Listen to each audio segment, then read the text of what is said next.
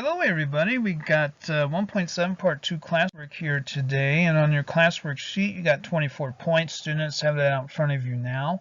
10 points go into your notebook or your notebook guide. Put your name, date, period here on your phone, your tablet, your PC, your Chromebook, your iPhone, your iPad, your Droid.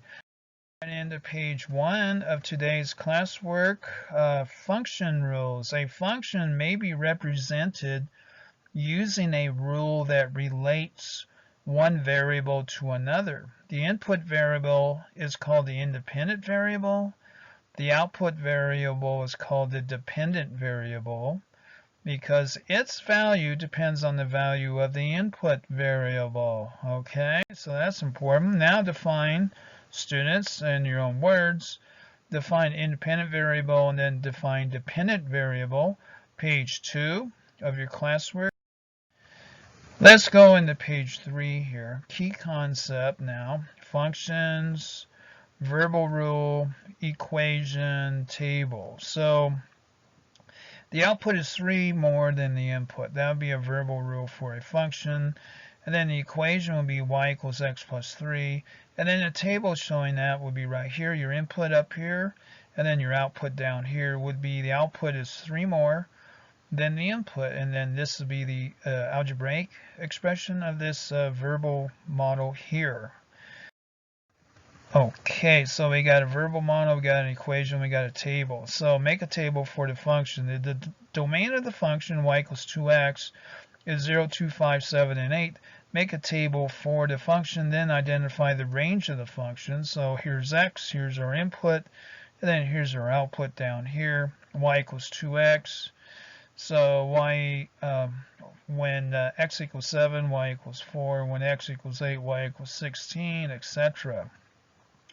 So the range of this function here is 0, 4, 0, 4, 0, 4, 10, 14, and 16. That would be the range of this function. So let's enter our guided here. Make a table for the function y equals x minus 5 with domain 10, 12, 15, and 18, and 29. Then identify the range of the function. So here's our domain, which is our input, and then we need to identify the range of the function. And then you got the same sort of the same thing down here, students, on your independent. Let's go ahead and guide it up here. So make a table for the function. So I have y equals x minus 5. So here, x up here is our input. We got 10, 12, 15, 10, 12, and 15 here. And then here's our outputs here, 5, 7, and then 10 when we plug in our inputs here.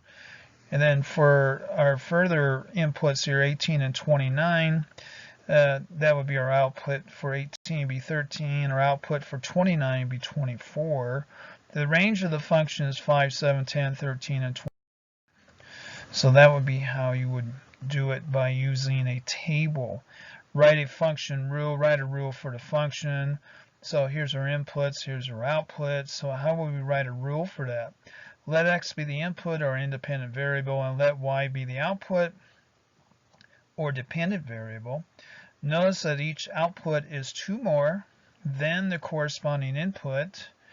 So a rule for the function is y equals x plus 2. So this is the table is one way to describe this function down here. So okay, well, let's do a guided now. Write a rule for the function. Identify domain and range. Here's our table. You have the same thing down here, students. Pay attention so you can do your independent.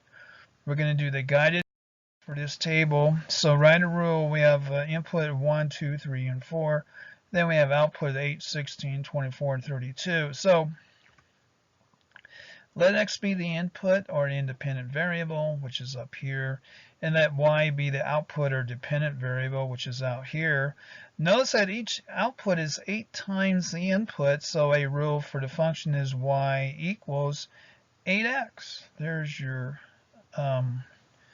rule for that table there.